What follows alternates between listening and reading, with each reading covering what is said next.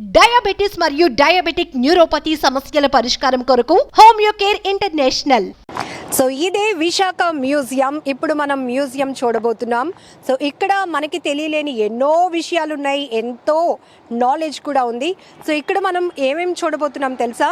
So Bobbili రాజులు, విజయనగరం రాజుల culture ఎలా ఉండేది, అప్పట్లో ఆది మానవులు వారు వినియోగించేటటువంటి పనిముట్లు కానీ, వాళ్ళు వినియోగించే వస్తువులు, వాళ్ళ వేషధారణ ఎలా ఉండేది, సో వాళ్ళ యాక్టివిటీస్కి సంబంధించి హెరిటేజ్ మ్యూజియం కూడా పర్టికులర్గా ఇక్కడ ఉంది.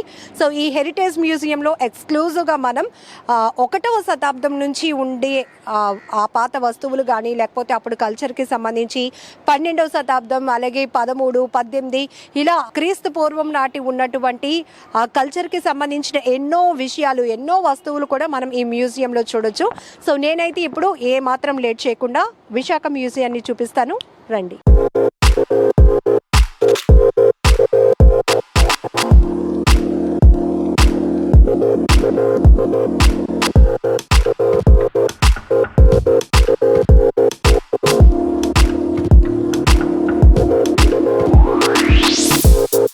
సో ఇప్పుడు మనం ఆర్కియాలజీ మ్యూజియంలోనికి వెళ్తున్నాం. సో ఎక్స్క్లూజివ్గా ఈ మ్యూజియంలోకి వచ్చేసి stone and bronze gallery. So ఇక్కడ మనకి 18వ శతాబ్దంలో ఉన్నటువంటి విగ్రహాలు, తవ్వకాల్లో ఏవైతే పట్టుబడినటువంటి విగ్రహాలు ఉంటాయో అవన్నీ కూడా మనం ఇక్కడ చూడొచ్చు. సో ఎంట్రన్స్లోనే ఈ గ్యాలరీలో మనకి బుద్ధుడి విగ్రహం కనిపిస్తుంది కదా, ఇది మనకి తక్కిళ్ళపాడు గ్రామం, గుంటూరు జిల్లా తవ్వకాల్లో ఇది బయటపడిందనమాట. క్రీస్తు శకం 1 నుంచి 2వ శతాబ్దంకి చెందిందనమాట ఇది.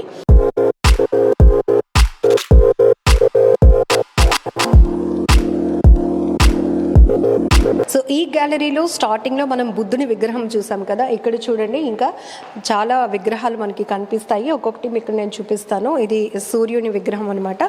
ఇంకా పర్టికులర్గా ఇక్కడ మనకి డిస్ప్లే కూడా అవుతుంది. సో ఏ శతాబ్దం అంటే ఇక్కడ మ్యాక్సిమము 12వ శతాబ్దము, 18వ శతాబ్దంలో. సో బుద్ధుడి విగ్రహం మాత్రం 1, 2 ఆ శతాబ్దంకి చెందింది అని అక్కడ డిస్ప్లే మనకు కనిపించింది. సో ఇవన్నీ కూడా వేరే వేరే జిల్లాల్లో, వేరే వేరే ప్రాంతాల్లో తవ్వకాల్లో బయటపడినటువంటి రాతి విగ్రహాలు. సో ఇక్కడ చూసారా, ఇవి 12వ శతాబ్దం అలాగే 13వ శతాబ్దంకి చెందినవన్నమాట తవ్వకాల్లో మనకి. సో ఎక్కువగా ఇవి శిరస్సు మాత్రమే ఇక్కడ మనకి చూడొచ్చు. ఇది శివుని శిరస్సు, వరంగల్ జిల్లాకు సంబంధించింది, తవ్వకాల్లో బయటపడింది. అప్పటి విగ్రహాలు కదా. ఇప్పటికీ కూడా మనం అప్పట్లో కళాకారుల యొక్క వాళ్ళ నైపుణ్యత ఎలా ఉండేదో ఈ విగ్రహాల తయారీ బట్టి కూడా మనం చూడొచ్చు. సో ఇది ఒక పురుషుని శిరస్సు అని కూడా మనకుంది. ఇది నల్గొండకు సంబంధించి జనగాంలో ఈ పట్టుబడిన విగ్రహం అనమాట.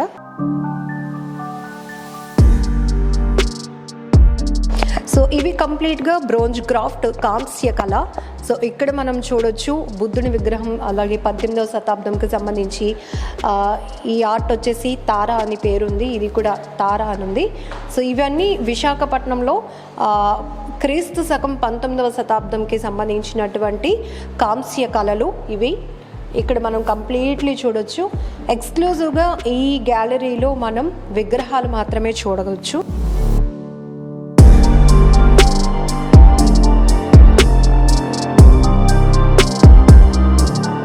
సో అండ్ ఇక్కడికి వస్తే ఇవి పూర్తిగా కత్తులు అనమాట. మనమైతే జనరల్గా ఏది చూసినా కత్తి అంటాం, కానీ ఇక్కడ పర్టికులర్గా వాటి తయారీ విధానం బట్టి నిటారు కత్తి అని, వంపు కత్తు అని అలా కూడా ఇక్కడ మెన్షన్ చేసి ఉంచారు. సో ఇది పర్టికులర్గా మనం చూడొచ్చు నిజాం నవాబుల కోటు. సో 18th సెంచరీలో నిజాం నవాబులు ఈ రకమైనటువంటి కోటులు ధరించేవారు. సో ఇది కూడా మనకి మ్యూజియంలో డిస్ప్లే చేశారు. ఇది వచ్చేసి 18th సెంచరీ అనమాట. సో క్రీస్తు శకం 18వ శతాబ్దంలో అప్పుడు గుజరాత్ కచోరీ చీర.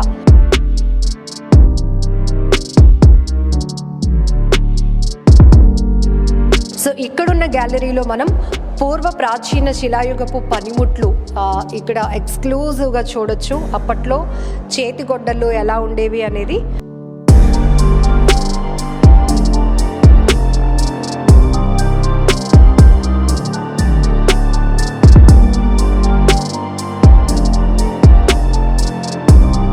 ఇది వచ్చేసి నూతన శిలాయుగపు పనిముట్లు. ఇక్కడ డిస్ప్లే ప్రకారం క్రీస్తు పూర్వం 2005 నుండి 1500 సంవత్సరాల మధ్య అని చెప్పేసి ఇక్కడ మెన్షన్ చేసి ఉన్నాయి. రాయచూరు జిల్లా, కర్ణాటక రాష్ట్రం. అంటే పురాతన తవ్వకాల్లో ఈ పనిముట్లు పట్టుబడి ఉండొచ్చు. సో ఇది పర్టికులర్గా మనం చూడొచ్చు. ఇప్పటికీ కూడా బాగా రిమోట్ ఏరియాస్లో, ఏజెన్సీ ప్రాంతాల్లో రోడ్లు సదుపాయాలు లేకుండా ఉన్నటువంటి, అంటే ట్రాన్స్పోర్ట్ ఫెసిలిటీ లేని చోట్ల అయితే ఇప్పటికీ డోలీ, అంటే గర్భిణీ స్త్రీలను అయితే వాళ్ళ డెలివరీకి సంబంధించి ఇలా డోలీలో కట్టు తీసుకువెళ్తూ ఉంటారు. సో ఇది డిస్ప్లేలో నేను చూడగానే అది మనకి కనెక్ట్ అవుతుంది. ఎందుకంటే ఇప్పటికీ అంత వెనుకబడిన ఉన్నటువంటి పరిస్థితులు కూడా మనం ఏజెన్సీ ప్రాంతాల్లో చూడొచ్చు. సో అప్పట్లోనే ఆది మానవులు చూశారు కదా, ఒక కర్రకి ఒక గోనె సంచి లాంటిది ఏదో కట్టి ఒక అతన్ని, అంటే అది బేబీ కావచ్చు ఎవరో కావచ్చు, అంటే సిక్ అయిన వాళ్ళని అలా తీసుకెళ్లే వాళ్ళు. సో ఇప్పటికీ కూడా ఇది డోలీ మోత అంటారు. ఏజెన్సీస్లో మనం ఎక్కువగా చూడొచ్చు. గర్భిణీ స్త్రీలను ఇలాగనే వాళ్ళు తీసుకువెళ్తూ ఉంటారు హాస్పిటల్స్కి.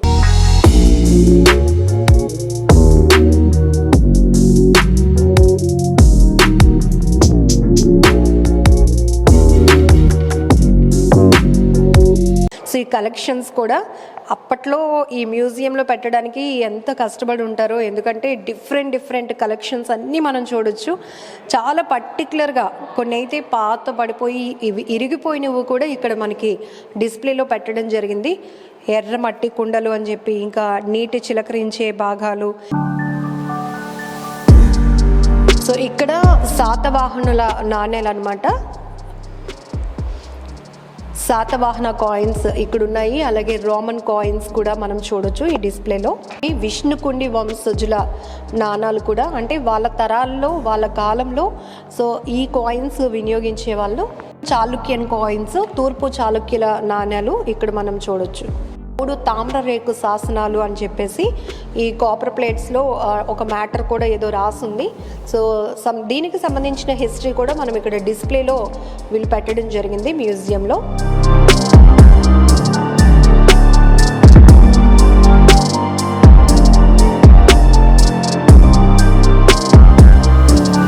ఇక్కడ మనం కొన్ని ఫోటో కలెక్షన్స్ చూస్తున్నాం కదా. ఇది వైజాగ్ ముఖ చిత్రం అప్పట్లో ఎలా ఉండేది, లైక్ మనకి 1938 సంవత్సరంలో ఉన్న పిక్ చూడొచ్చు.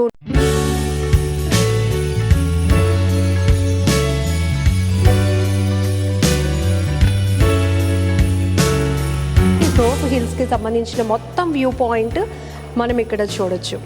అండ్ ఇది వచ్చేసి 2001లో డిసెంబర్లో తీశారు ఈ ఫోటో. 82లో తీసిన డాల్ఫిన్స్ నోస్ మొత్తం ఉన్నటువంటి ఓల్డ్ పిక్చర్ అంతా కూడా చూడొచ్చు ఇక్కడ.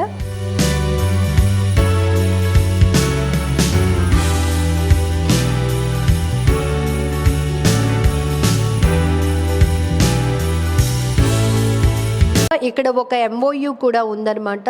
ఇది రేర్ ఒరిజినల్ లెటర్స్. సో అప్పట్లో, అంటే బ్రిటిష్ రూలింగ్లో ఉన్నప్పుడు వీళ్ళు రాసినటువంటి ఒక లెటర్, అంటే ఆ అక్షరాలు కూడా మనం చూడొచ్చు. సో ఐ థింక్ ఇది 1990లో ఉన్నటువంటి పిక్. సో ఇక్కడ మనం చూడొచ్చు గన్స్ అండ్ స్పేర్స్ అనమాట. ఇవి రాజా ఆఫ్ విజయనగరం అని ఉంది. సో విజయనగరం రాజుల కాలం నాటి వెపన్స్ అనమాట ఇవన్నీ.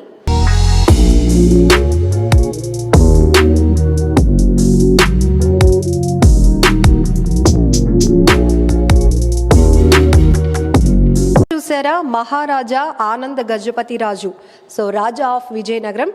ఈ ఫోటో వచ్చేసి మనకి 1850 to 1897 మధ్యకాలం నాటిది.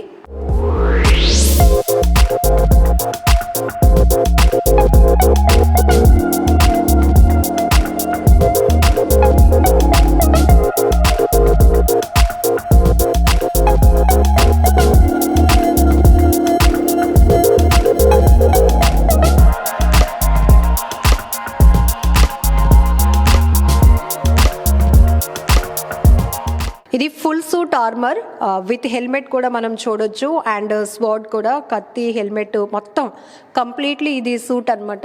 సో ఇది కంప్లీట్గా చూస్తే స్టీల్ ఆర్మర్, స్టీల్కి సంబంధించి 1850 1850 సంవత్సర కాలం నాటిది అనమాట ఈ ఆర్మర్ షూట్.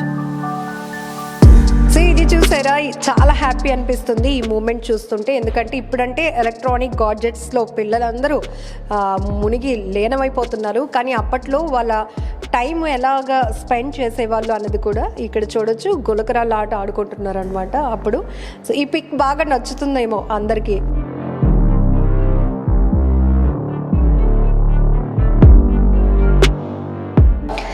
సో ఇది బొబ్బిలి రాజా వారి చిత్రపటం అనమాట. 1901 నుంచి 1978 సంవత్సరం ఆ మధ్యకాలం నాటిది ఈ పెద్ద చిత్రపటం ఇక్కడ ఉంది. సో రియల్లీ మనం సినిమాల్లో చూస్తే ఆ వైభవం ఇలా ఉంటుందా అనిపిస్తుంది కదా. సో ఎగ్జాక్ట్గా మనం ఇక్కడ చూడొచ్చు.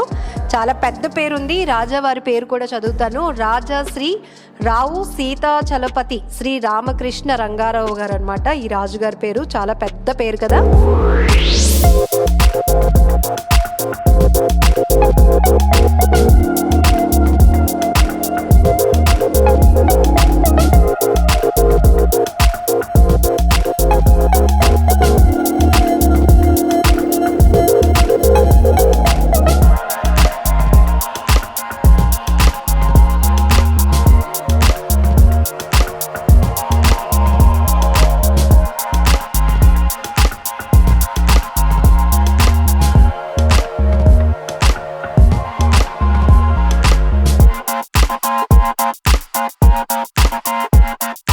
ఇది నాకు తెలిసి ఒక ఫిష్ మార్కెట్ ఎలా ఉంటుందో అప్పట్లో. సో మత్స్యకార మహిళలు ఇలా మనకి ఒక ముగ్గురిని ఏర్పాటు చేశారు. అలాగే వాళ్ళు వాడేటటువంటి ఆ వస్తువులు కూడా మనం చూడొచ్చు. ఆ గంపలు, చేపల గంపలు, లైక్ ఇవన్నీ కూడా ఎంత బాగా అంటే అప్పట్లో ఉన్నటువంటి కల్చర్ని మనకి చాలా చక్కగా వివరిస్తూ ఈ బొమ్మలు అనేవి తయారు చేయడం జరిగింది.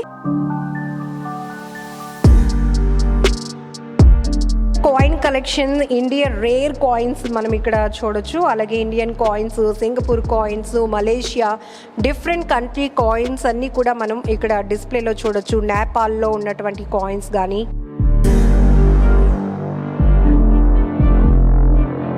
ఈ వైపు మనం జంతువుల అవశేషాలు చూడొచ్చు. చూసారా, పెద్ద పులి. సో ఇక్కడ చూడండి జింకలవి కొమ్ములు, ఇలా డిఫరెంట్ యానిమల్స్కి సంబంధించిన అవశేషాలన్నీ కూడా మనకి ఇక్కడ డిస్ప్లేలో పెట్టారు. ఇవైతే 1934లో అనమాట.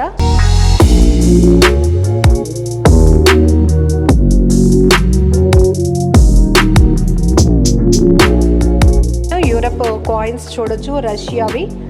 సో డిఫరెంట్ కంట్రీస్కి సంబంధించినటువంటి కాయిన్ కలెక్షన్స్ అన్నీ కూడా మ్యూజియంలో మనం చూడొచ్చు.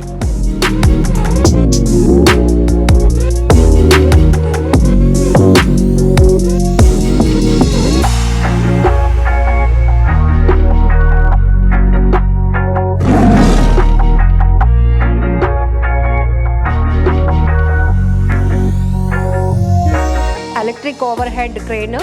సో మోడల్ ట్రావెల్ అని చెప్పేసి మనకి డిస్ప్లేలో కొన్ని ఉంచారు. ఇవి కంప్లీట్లీ ఫ్యాబ్రికేటెడ్ అండ్ కొంతమంది డొనేట్ చేశారనమాట మనకి చూపించడానికి మ్యూజియంలో.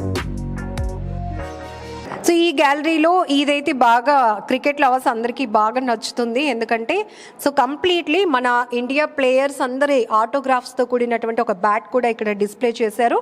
సో వైజాగ్ ఇందిరా ప్రియదర్శిని మున్సిపల్ స్టేడియంలో జరిగిన మ్యాచ్లో ప్లేయర్స్ మనకి ఇండియా వర్సెస్ ఇంగ్లాండ్కి జరిగినటువంటి గేమ్ అప్పుడు ప్లేయర్స్ సైన్ చేసినటువంటి బ్యాట్ కూడా మనం ఆటోగ్రాఫ్స్ చేసినటువంటి ఆల్ ప్లేయర్స్ చాలామంది ఉన్నారు. వాళ్ళు ఆటోగ్రాఫ్ ఇచ్చినటువంటి బ్యాట్ ఇక్కడే ఉంది. సో మన మ్యూజియంలో వరల్డ్స్ లాంగెస్ట్ ఫ్లాగ్ను కూడా మనం చూడొచ్చు. ఆగస్టు 15, 2011లో ఇది SVS ఫౌండేషన్ వాళ్ళు తయారు చేశారనమాట. ఇక్కడ డిస్ప్లేలో కూడా పెట్టడం జరిగింది. సో లెంత్ వచ్చేసి ఈ వరల్డ్స్ లాంగెస్ట్ ఫ్లాగ్ యొక్క లెంత్ వచ్చేసి 2500 మీటర్లు.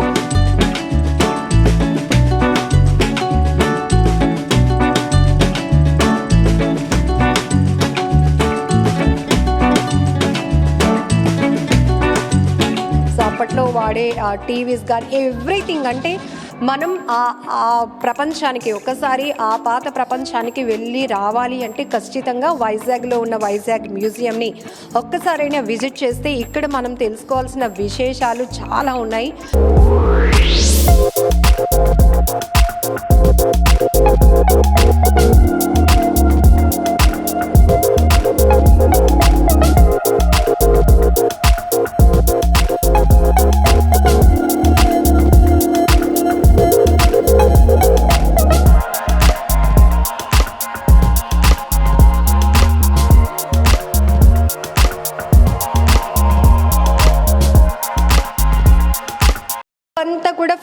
సెక్షన్ అన్నమాట, ఫోటో గ్యాలరీ. డిఫరెంట్ యాక్టివిటీస్తో ఉన్నటువంటి అప్పట్లో మనుషులు ఎలా ఉండేవాళ్ళు, వాళ్ళ వస్త్రధారణ ఎలా ఉండేది, వాళ్ళ ఆచార వ్యవహార శైలి ఎలా ఉండేది, సో వాళ్ళ ఇద్దరు వ్యక్తుల మధ్య కాన్వర్జేషన్, కూర్చునే విధానం ఎలా ఉండేది, ఇలాంటివన్నీ డిఫరెంట్ పెయింటింగ్స్ అన్నీ కూడా మనం ఈ ఫోటో గ్యాలరీలో చూడొచ్చు. సో ప్రకృతి విపత్తుల సమయంలో మనుషులు పరిస్థితి ఎలా ఉంటుంది, ఎలాంటి భయానకమైన వాతావరణాన్ని వాళ్ళు ఎదుర్కొంటారు, ఇవన్నీ కూడా డిస్ప్లే చేస్తూ ఇక్కడ మనకి ఈ ఆర్ట్ని 2009లో వేయడం జరిగింది. మనం డిస్ప్లేలో చూడొచ్చు.